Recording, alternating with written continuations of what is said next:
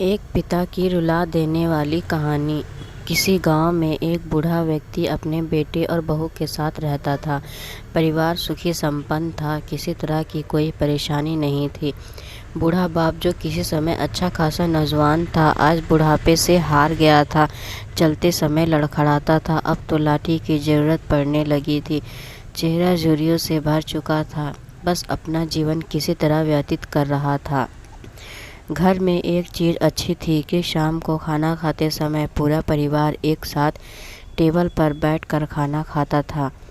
एक दिन ऐसे ही शाम को सारे लोग खाना खाने बैठे थे। बेटा ऑफिस से आया था, भूख ज़्यादा थी इसलिए जल्दी से खाना खाने बैठ गया और साथ में बहू और एक बेटा भी खाने लगे। बूढ़े हाथ जैसे ही थाली उठाने को हुई, थाली हाथ से छिटक गई और थोड़ी दाल टेबल पे गिर गई।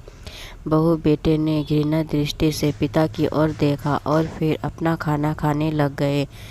बूढ़े पिता ने जैसे ही अपने हिलते हाथों से खाना खाना शुरू किया तो खाना कभी कपड़ों पे गिरता तो कभी ज़मीन पर। बहू ने चिढ़ते हुए कहा, हे राम, कितनी गंदी तरह से खाते हैं। मन करता है इनकी थाली किसी अलग कोने में लगवा देते हैं। बेटे ने भी ऐसे ही सिर हिलाया, जैसे पत्नी की बात से सहमत हो। नन्हा पोता यह सब मासूमियत से देख रहा था। अगले दिन पिता की थाली उस टेबल से हटाकर एक कोने में लगवा दी गई। पिता की डबडबाती आंखें सब कुछ देखते हुए भी कुछ बोल नहीं पा रही थी। बूढ़ा पिता रोज की तरह खाना खाने लगा। खाना कभी इधर गिरता कभी उधर। छोटा बच्चा अपना खाना छोड़कर लगातार दादाजी की तरफ देख रहा था।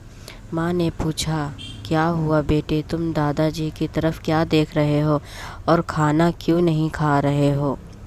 बच्चा बड़ा मासूमियत से बोला, माँ, मैं सीख रहा हूँ कि वृद्धों के साथ कैसा व्यवहार करना चाहिए। जब मैं बड़ा हो जाऊँगा और आप लोग बूढ़े हो जाओगे तो मैं भी आपको इसी तरह कोने में खाना खिलाया करूँगा। बच्चे के मुंह से ऐसा सुनते ही बेटे और बहू दोनों कांप उठे। शायद बच्चे की बात उनके मन में बैठ गई थी क्योंकि बच्चे ने मासूमियत के साथ एक बहुत बड़ा सबक दोनों लोगों को दिया था। बेटे ने जल्दी से आगे बढ़कर पिता को उठाया और वापस टेबल पर खाने के लिए बिठाया और बहू भी भाग कर पानी का गिलास लेकर आई कि पिताजी को कोई तकलीफ ना हो।